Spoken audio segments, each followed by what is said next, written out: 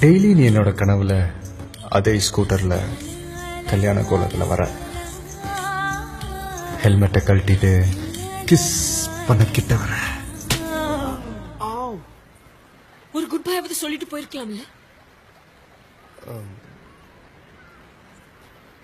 Sorry.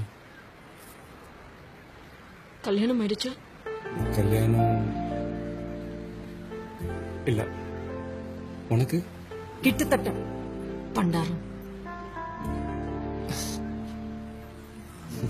அப்புறம் அப்புறம் வேற என்ன? வேற யாரையாவது லவ் பண்றியா? ஆமா. யாரு? முனிமா.